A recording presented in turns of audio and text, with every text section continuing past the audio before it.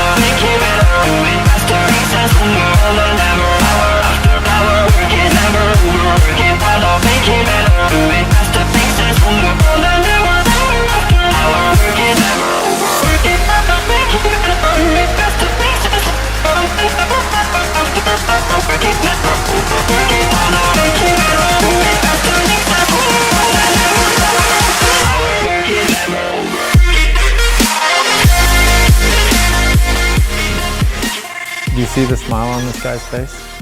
Today is the day. TJ, all the fruits of his labor are about to be seen on the snow, so pretty excited about it. TJ's nervous as hell. Fingers crossed. A 1 of 1. Pretty much everything's been touched on here. Every bolt, every screw, every nut. A lot of variables in this grill. So we'll see if everything comes together and works the way it's supposed to. It's 11:04. Pretty early start today at BBA, but when you have beautiful days like this, it'll be dark when we come back. I get to ride the new sled today, the Beast. I don't know, everyone's like, you know, I used to be really good at the names. Now I suck at the names. So we got to figure out a name for this one. I think it's going to be pretty diabolic. Maybe we should let the people decide the name. Okay. What do you think about that? Yeah, let's do that. Cool.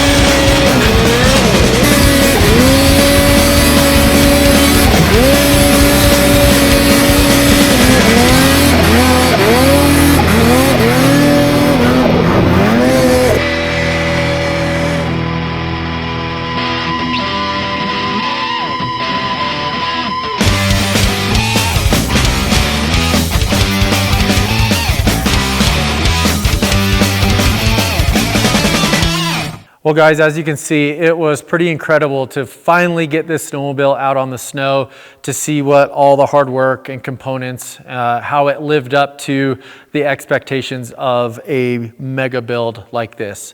So one thing that I've been requested a ton for is what is all involved from a parts standpoint, cost standpoint, and weight saving standpoint with something like this. So I'm going to take just a little bit of time here and break it down for you, and come to find out it's a crap ton of money, and let alone the amount of money for the parts, but the sheer amount of labor. We figure we got almost about 100 hours into this build overall, which is pretty substantial. So let's just break down the list and go through it step by step from a cost perspective.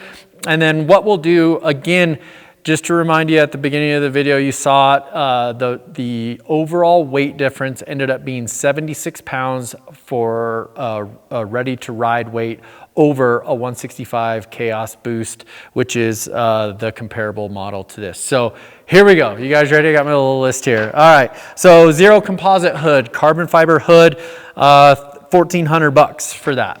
Next we have up in the front end, we have alternative impact spindles for $470. And then we have the unobtainium carbon fiber front end, which I don't even know how much that is, actually. So that's the only thing that I don't have figured in here from a cost perspective is that. It's something that I've been working with Carbon Sled on the development side of things. Last year I had one, demolished it on a tree that would have wrecked any front end. But we learned a lot from that, made some changes, and so far so good on this front end. Carl's pipe, $350. Carl's ported 900 boost kit, $3,700. Love doing the Carl's on my personal sleds because of their porting that they do on the cylinders. It's a noticeable difference for me, especially up at this elevation.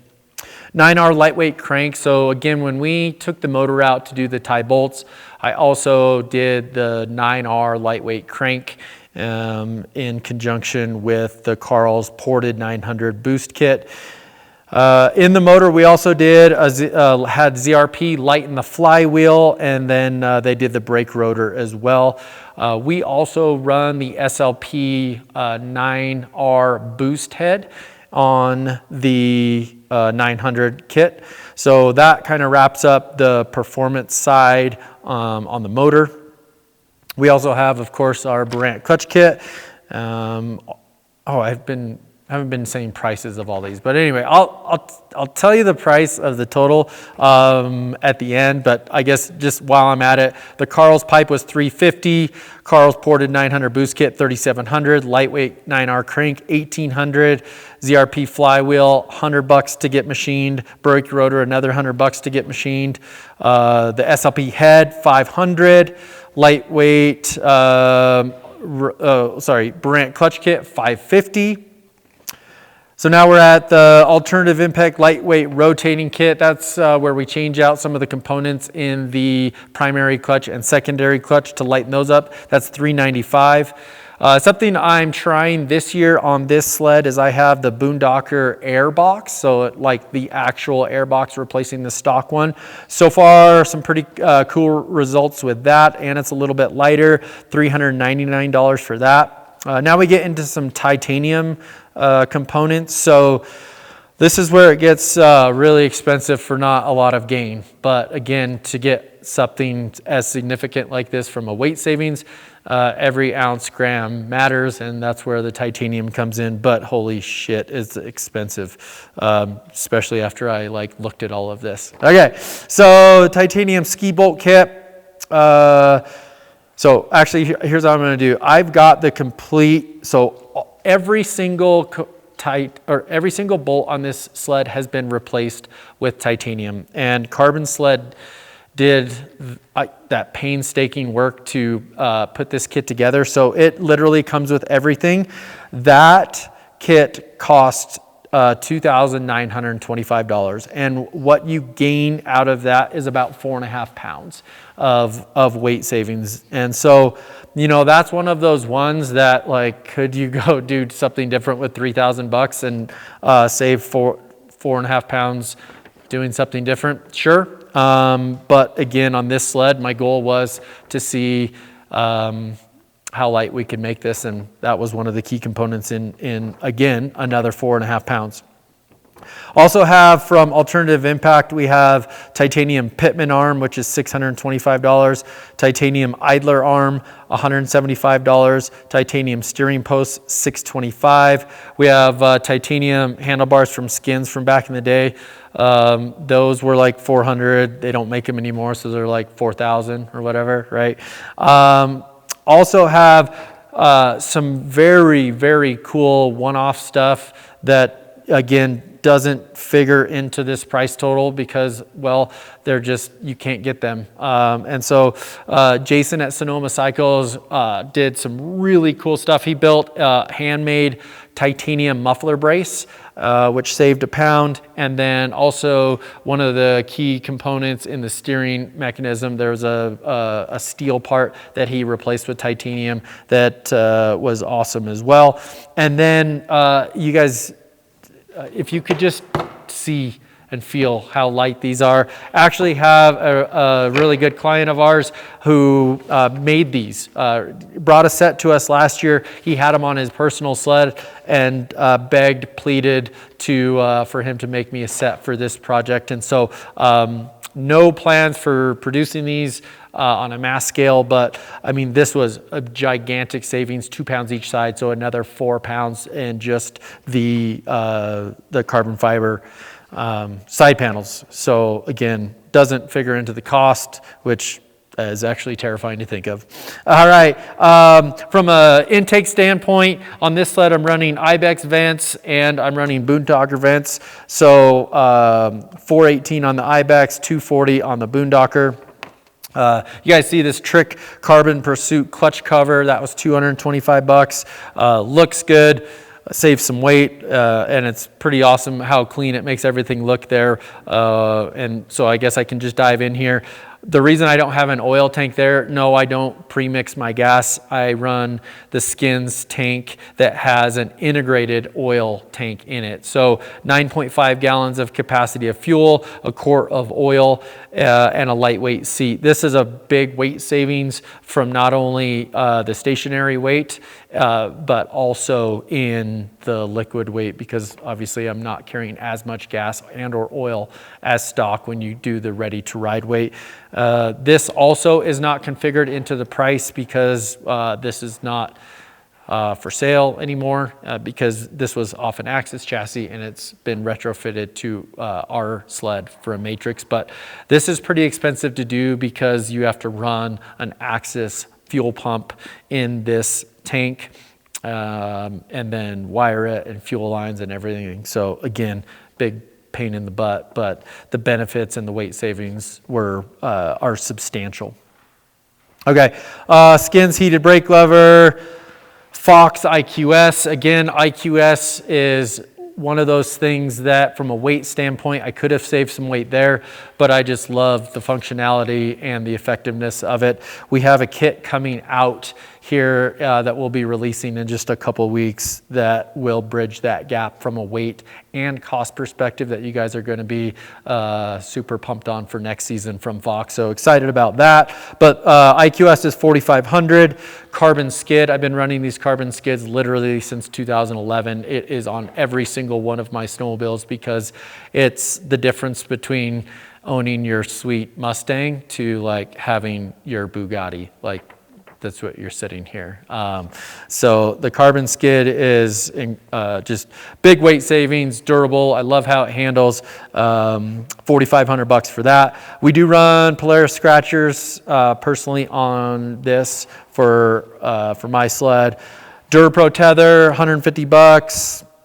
Arctic FX wrap, guys. Like again, yep, I could save a few pounds, but it would not show the identity of the sled, and I love them. And in the end, it helps protect my sled. It looks badass on the snow, and it's just one of those must-haves for me. So full Arctic FX wrap ends up being like with Halo Flake and all the gadgets is $900. Diamond S titanium silencer, again, like no better and easier weight savings, and from a performance standpoint on Boost, Diamond S is go-to on that. 881. I do have a cooker, so yeah, I could have lost a little bit of weight there, but dude, guys got to eat. So I'm having warm food out there. All right, almost done. I know this is like I'm rattling all these off pretty quickly. Kurtz Gear Up kit. I run that. Basically, it gears the sled up, but also the gears are lighter than stock and the belt is lighter and more limber than stock. So I'm right in between a QD1 and a QD2 gear ratio.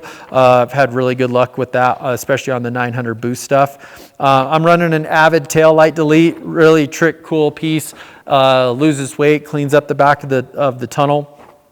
Another one that I've ran forever and is on every single one of my sleds, Patrick Custom Carbon lightweight clutches. He balances the P22 and then lightens the secondary clutch. So again, all of that is in there as well. So the total price-wise, what we were wondering, and this is without the skins tank, without the carbon arms, without the carbon side panels, and without the carbon, titanium muffler brace and steering piece, which that's a lot, is $28,225. So $28,200 minus like some pretty other big numbers here, plus 1 million hours of labor at $1 million an hour of what TJ charges me to put something like this together. So guys, like this is, so doing the basic math, right? A $23,000 stock boost with, let's just round up and just say $30,000 in stuff plus labor. I mean, it's an expensive snowmobile, very expensive snowmobile. And is this sled for everyone? No. But the most important thing is without snowmobiles like this, we would still be riding 2011 Pros. Sleds like this help push our industry. They help push the OEMs to make cooler, lighter, faster stuff. I mean, look at what we're riding now, right? We're riding, factory boost on pump gas, short tunneled sleds, narrow front ends, low bars, super trick running boards, storage hoods. I mean, all of the stuff that we have been working so hard on from the aftermarket side over the years, those are all coming stock now on belt drive. I mean, I could go on, you look at what our sleds are, and for you guys giving me shit calling these factory mod sleds stock, dude, they literally are. Right? I mean, these are all the things that we have had to mod, just like this snowmobile over the years, that comes stock from the factory. And so again, love just all of the support that I get from everybody who helps put this together. There's literally every company I mentioned there deserves a shout out, but some of the big ones, Carbon Sled that bolt kit is no joke, dude. The sheer amount of time, effort into putting that bolt kit together, the carbon fiber front end is like just a masterpiece and beautiful. These carbon fiber side panels, I mean, just like I could keep going. And then, there's one other thing, and you guys I can't sneak anything by you anymore. You guys see all this. There is something that like propels itself in the snow here that I will be able to talk about very soon. Very excited about on the track side of things. So that's everything in a nutshell. I probably forgot something. I'm sure I did. Can't thank TJ enough for all of his effort in putting the snowmobile together. Blake's got a bunch of time into this. Everybody does. And this is a big effort. It takes a lot of work.